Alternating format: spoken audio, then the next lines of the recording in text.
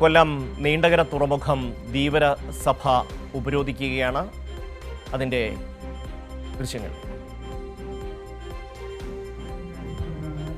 രാജ്കുമാർ ചേരുകയാണ്. രാജ്കുമാർ, എന്തൊക്കെയാണ് വിശദാംശങ്ങൾ? ഷമി, ഇപ്പോൾ നീണ്ടകരയിൽ ഇപ്പോൾ ഈ 8 ദിവസത്തോളമായിരിക്കുന്നു ഈ മത്സ്യബന്ധനത്തിന് പോയി കാണാതായ ഗൗതം കൃഷ്ണയെ കണ്ടെത്താൻ വേണ്ടിയുള്ള ശ്രമം ഇന്നലത്തെ പ്രതിഷേധത്തെ തുടർന്നാണ് ഇന്നിപ്പോൾ ആരംഭിച്ചത്. ഇപ്പോൾ ധീവരസഭയുടെ നേതൃത്വത്തിൽ പ്രതിഷേധം നടക്കുന്നു. ധീവരസഭയുടെ ജില്ലാ നേതാക്കൾ ഉൾപ്പെടെ ചേർന്നാണ് നീണ്ടകര തുറമുഖം ഉപരോധിച്ചുകൊണ്ടാണ് ഇവരുടെ ഈ ഒരു സമരം നടത്തുന്നത്. ഒരു നിവൃത്തിയുമില്ലാത്ത ഒരു ഘട്ടത്തിൽ ധീവരസഭ അവരുടെ ഒരു സമുദായം അംഗങ്ങൾ കൂടിയാണ്, ഒരു കുടുംബത്തിലെ 3 പേർ നഷ്ടപ്പെട്ട സാഹചര്യത്തിൽ കൂടിയായിരുന്നു ഇപ്പോഴിവരുടെ ഈ പ്രതിഷേധം. നമ്മുടെ ചവറയുടെ കൂടെ മന്ത്രിയായ ശ്രീ ഷിബു ബേബി ജോൺ സാറിനും കളക്ടർക്കും അതുപോലെ ധീവരസഭയുടെ ജനറൽ സെക്രട്ടറി, സംസ്ഥാന general secretary Shri V Dinakaran sir നമ്മുടെ ആഭ്യന്തരമന്ത്രിയെയും മുഖ്യമന്ത്രിയെയും വിളിച്ച് നമ്മുടെ കാണാതായ സഹോദരൻ്റെ തെരച്ചിൽ ഊർജിതപ്പെടുത്തണമെന്ന് നമ്മൾ നിരന്തരം പറഞ്ഞുകൊണ്ടിരിക്കുകയും എന്നാൽ അധികാരികളുടെ ഭാഗത്ത് നിന്ന് നിരന്തരമായി വീഴ്ച സംഭവിച്ചുകൊണ്ടിരിക്കുകയാണ്. 8 ദിവസം പിന്നിടുന്ന ഇപ്പോഴും മത്സ്യത്തൊഴിലാളികളുടെ ക്ഷമയെ പരീക്ഷിക്കാനാണ് ഇവിടുത്തെ അധികാരികൾ ശ്രമിച്ചുകൊണ്ടിരിക്കുന്നത്. നമുക്ക് അറിയാം, അന്നത്തെ ദിവസം നമ്മുടെ തന്നെ മത്സ്യത്തൊഴിലാളികൾ, നമ്മുടെ ചെറുപ്പക്കാർ നമ്മുടെ വള്ളത്തിൽ പോയിട്ടാണ് ആ വള്ളം കെട്ടിവലിച്ചുകൊണ്ട് വന്നത്. ആ വള്ളത്തിൽ കുടുങ്ങിയ രാധാകൃഷ്ണൻ എന്ന നമ്മുടെ സഹോദരനെ ആ വള്ളം കെട്ടിവലിച്ചുകൊണ്ട് വന്നില്ലായിരുന്നുവെങ്കിൽ നമുക്ക് പ്രിയ രാധാകൃഷ്ണനെ നഷ്ടപ്പെടുമായിരുന്നു. അപ്പോൾ സർക്കാർ ഇതുവരെ കണ്ണു തുറക്കുന്നില്ല. നമ്മൾ നിരന്തരം ആവശ്യപ്പെടുന്നു. നമ്മളിപ്പോൾ 9 ആവശ്യമാണ് സർക്കാരിൻ്റെ മുന്നിൽ നമ്മളിപ്പോൾ നയിക്കുന്നത്. ഒന്ന്, 24 മണിക്കൂറും പ്രവർത്തന സജ്ജമായ ഒരു മറൈൻ ആംബുലൻസ് ഹാർബറിൽ പ്രവർത്തിക്കണമെന്നുള്ളതാണ് അതിൽ പ്രധാന ആവശ്യം.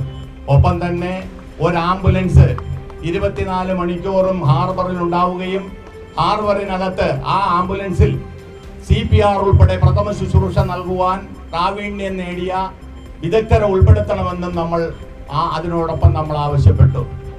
രണ്ടാമത്, നമ്മളുടെ ആവശ്യം വെതർ വാണിംഗ് അവർ പത്രത്തിലൂടെ ഇങ്ങനെ കൊടുക്കുന്നു, അല്ലെങ്കിൽ വാർത്തയിലൂടെ കൊടുക്കുകയാണ്. എന്നാൽ വെതർ വാണിംഗ് അനുസരിക്കാൻ ഞങ്ങൾ തയ്യാറാണ്.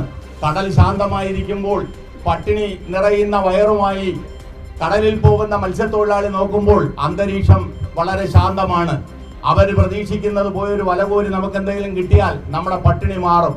എന്നാൽ അധികാരികൾ അത്തരം സന്ദർഭങ്ങളെ അവരെ പണിക്ക് വിടാതെ തടയുവാനുള്ള ശക്തമായ തീരുമാനം അധികാരിയുടെ ഭാഗത്തു നിന്നുണ്ടാകുന്നില്ല. ഞങ്ങളുടെ രണ്ടാമത്തെ ആവശ്യം, അത്തരം വെതർ വാണിംഗ് ഉണ്ടെങ്കിൽ പൂർണ്ണമായും മത്സ്യബന്ധനത്തിന് വള്ളങ്ങളെ കടത്തിവിടാതെ തടയണം എന്നാണ് ഞങ്ങൾ ആവശ്യപ്പെടുന്നത്. ഇവർ തടയാതെ നമ്മൾ പണിക്ക് പോവുകയും നമ്മുടെ സഹോദരങ്ങൾ നഷ്ടപ്പെടുമ്പോൾ നിയമത്തിന്റെ നൂലാമാലകൾ പറഞ്ഞ് നമുക്ക് കിട്ടാനുള്ള നമ്മുടെ ഇൻഷുറൻസ് തുകയും നമ്മുടെ സാമ്പത്തിക സഹായങ്ങളും തടഞ്ഞു വയ്ക്കുകയാണ് കാലാകാലങ്ങളിൽ സർക്കാർ ചെയ്യുന്നത്. നമ്മളിപ്പോൾ ആവശ്യപ്പെടുന്നു, ഇന്നലെ മുഖ്യമന്ത്രിയുടേതായിട്ട് വന്ന പ്രളയ ദുരന്തത്തിൽപ്പെട്ട മരിച്ചവർക്ക് വീട് വയ്ക്കാൻ 12 ലക്ഷം രൂപയും മരിച്ചവർക്ക് 8 ലക്ഷം രൂപയും നൽകുമെന്ന് മുഖ്യമന്ത്രി പറയുകയുണ്ടായി. ഞങ്ങളുടെ ആവശ്യവും അത് തന്നെയാണ്. ഞങ്ങളെ മാത്രം നിയമത്തിന്റെ നൂലാമാലയിൽ കുരുക്കി ഞങ്ങളുടെ അവകാശങ്ങൾ നഷ്ടപ്പെടുത്തുമ്പോൾ ഞങ്ങൾ ആവശ്യപ്പെടുന്നു, ദുരന്തം എന്ത് തന്നെയായാലും മരണം നഷ്ടപ്പെടുത്തുന്നത് അവരുടെ കുടുംബത്തിനെയാണ്.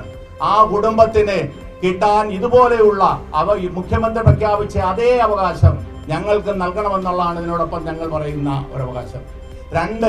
മൂന്നാമത് പറയാനുള്ളതെന്ന് പറഞ്ഞു കഴിഞ്ഞാൽ, പലപ്പോഴും ക്ഷേമനിധി അംഗത്തിന് ഈ മത്സ്യത്തൊഴിലാളികൾ ഷമി, ഇപ്പോൾ ഈ ധീവരസഭയുടെ നേതൃത്വത്തിലുള്ള ആ ഉപരോധ സമരം അതിന്റെ നേതാക്കളാണ് ഈ സംസാരിക്കുന്നത് കാണുന്നത്. അവർ വിവിധ ആവശ്യങ്ങൾ സംസ്ഥാന ഗവൺമെന്റിന് മുന്നോട്ട് വെച്ചിട്ടുണ്ട്.